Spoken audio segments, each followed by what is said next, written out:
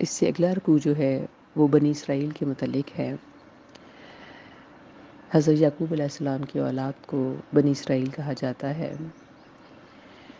ہم اسے عرف عام میں یہودی بھی کہتے ہیں۔ اے بنی اسرائیل، یاد کرو میری نعمتوں کو جو میں نے تمہارے اوپر انعام کی، میرے عہد کو پورا کرو، میں تمہارے عہد کو پورا کروں گا، اور صرف مجھے سے ڈرنا، اور ایمان لاؤ اس پر جو نازل کی گئی ہے، اور تصدیق کرنے والی ہیں جو تمہارے پاس ہیں، پہلی کتابیں یعنی، اور تم پہلے انکار کرنے والوں میں سے نہ ہو جانا، اور نہ ہی میری آیتوں کے بدلے تھوڑی سی قیمت، تھوڑا سا معاوضہ، تھوڑا سا فائدہ نہ اٹھانا، نہ خریدنا، اور صرف مجھے سے ڈرنا، اور حق کو باطل کے ساتھ نہ ملانا، اور حق کو نہ چھپانا، اور تم جانتے ہو۔ صلاۃ قائم کرنا، زکوٰۃ دینا، اور رکوع کرنے والوں کے ساتھ رکوع کرتے رہنا۔ کیا تم لوگوں کو نیکی کا حکم دو گے اور اپنے آپ کو، اپنے نفس، اپنی جان کو بلا دو گے، اور تم تو کتاب پڑھتے ہو، کیا تم عقل نہیں کرتے؟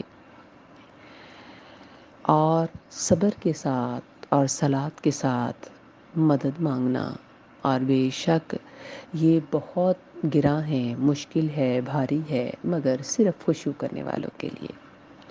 وہ لوگ جو گمان لگائے بیٹھے ہوتے ہیں یہ کہ وہ اپنے رب سے ملاقات کریں گے اور اسی کی طرف تو لوٹ کر جائیں گے،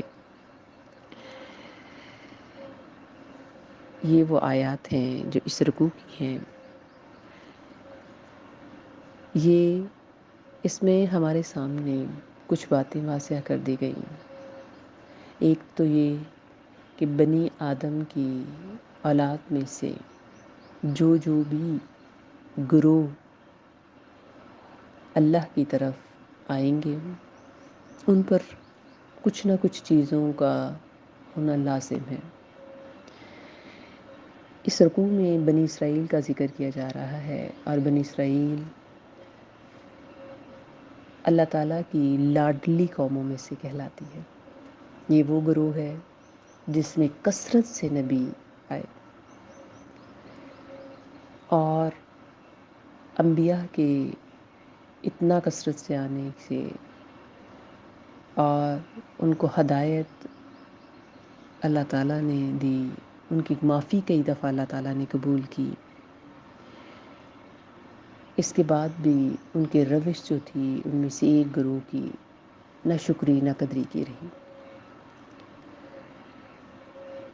اگر ہم تاریخ پڑھتے ہیں، جیسے کہ قرآن پاک میں بھی یہاں پر واضح کر دیا گیا کہ میری آیتوں کو تھوڑے سے معاوضے، تھوڑے سے فائدے میں نہ بیچ دینا۔ جو اللہ تعالیٰ سے عہد ہم نے کیا ہے، عہد الست، کہ ہم اللہ تعالیٰ ہی کو مانیں گے جب روحیں اکٹھی ہوئیں، جیسے کہ آگے قرآن پاک میں ہمارے پاس ذکر آ جائے گا کہ سب اللہ تعالیٰ نے سب روحوں کے سامنے ان سے عہد لیا کہ کیا میں تمہارا رب نہیں؟ تو سب نے کہا بالکل ہے۔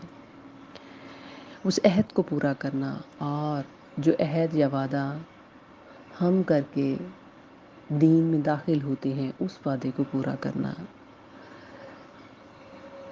تمام پہلے جو گزر چکے ہیں انبیاء، وہ بعد میں آنے والوں کی تصدیق کرتے رہے، ان کے متعلق خوشخبریاں دیتے رہے۔ یہودیوں کے پاس بھی اور عیسائیوں کے پاس بھی تورات اور انجیل میں آپ صلی اللہ علیہ وسلم کے متعلق پیشین گوئیاں موجود ہیں۔ اس کے باوجود بھی صرف اور صرف اس بیس پہ کہ آپ صلی اللہ علیہ وسلم بنی اسرائیل میں نہیں تھے بلکہ بنی اسماعیل میں سے تھے، اس بنا پر انہوں نے آپ صلی اللہ علیہ وسلم کا انکار کر دیا۔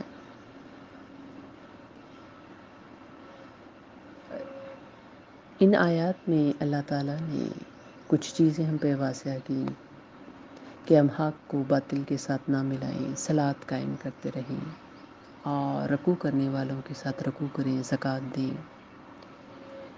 اور جو اللہ ہی کی طرف ہماری تمام کی تمام امیدوں کا مطمع نظر ہونا چاہیے۔ کتاب کی یا قرآن کی تعلیم، علم لیں، اس پر غور و فکر کریں، اپنے آپ کو، اپنی روح کو